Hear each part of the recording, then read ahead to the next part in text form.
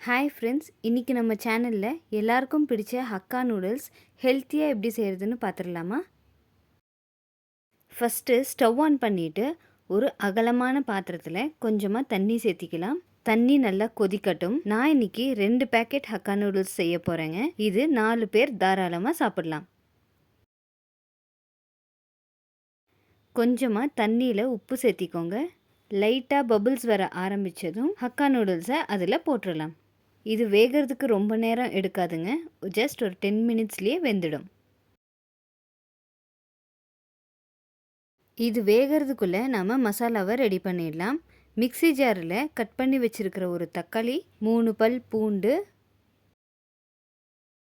1 inch அளவுக்கு இஞ்சி, சின்னதாக ஒரு பச்சை மிளகாய், லைட்டாக தண்ணி சேர்த்து பேஸ்ட் பண்ணிடலாம். பாருங்கள், நூடுல்ஸ் பார்த்தாலே தெரியுது நல்லா வெந்திருக்குன்னு. இப்போ இதை வடிகட்டிடலாம். ஓவர் குக் பண்ணாலும் நல்லா இருக்காது. ஸோ நூடுல்ஸ் சாஃப்டானதும் வடிகட்டிடுங்க. 1 ஸ்பூன் அளவுக்கு எண்ணெய் சேர்த்திட்டு நல்லா மிக்ஸ் பண்ணிக்கோங்க. அப்போ தான் உதிரி உதிரியாக இருக்கும்.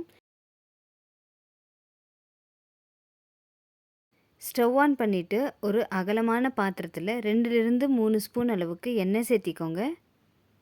எண்ணெய் நல்லா காஞ்சதும் வெங்காயம் சேர்த்திடலாம். நல்லா கோல்டன் ப்ரௌன் ஆகட்டும். வெங்காயம் நல்லா வதக்கியாச்சு. இப்போது சின்ன சின்னதாக கட் பண்ணி வச்சுருக்கிற பீன்ஸ், கேரட், கேப்சிகம் சேர்த்திடலாம்.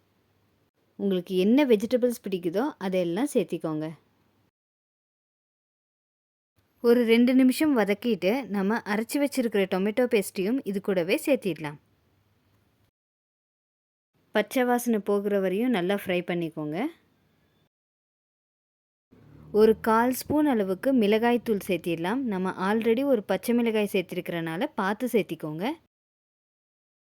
ஒரு பிஞ்ச் அளவுக்கு பெப்பர் பவுடர், 1/4 ஸ்பூன் அளவுக்கு உப்பு, 1/2 ஸ்பூன் அளவுக்கு கரம் மசாலா. வெஜிடபிள்ஸ் இன்னும் கொஞ்சம் வேகணும். அதனால் நான் லைட்டாக தண்ணி சேர்த்துட்டு நல்லா மிக்ஸ் பண்ணிவிட்டு வேக வச்சிடுறேன். வெந்துச்சுன்னா உங்களுக்கு தண்ணி சுத்தமாக இருக்காது. பாருங்கள், ட்ரையாக இருக்குது. டொமேட்டோ கெச்சப் ஒரு 3 ஸ்பூன்ஸ் அளவுக்கு சேர்த்திடலாம். கெச்சப் சேர்த்துன உடனே நூடுல்ஸையும் அது கூடவே போட்டு நல்லா மிக்ஸ் பண்ணிக்கோங்க. சிம்லேயே வச்சு மிக்ஸ் பண்ணுங்கள், இல்லைனா அடி பிடிச்சிடும்.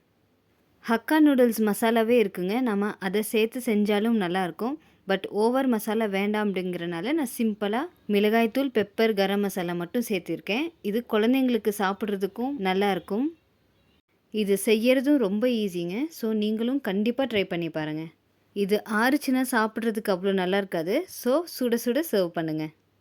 இந்த மாதிரி டெய்லி ஒரு ஹெல்த்தி ஹோம்மேட் ரெசிபிஸ் பார்க்கணுன்னா நம்ம சேனலை மறக்காமல் சப்ஸ்கிரைப் பண்ணிக்கோங்க. நாளைக்கு எல்லாருக்கும் பிடிச்ச ஸ்வீட் ரெசிபியோடு சந்திக்கிறேன். டாடா.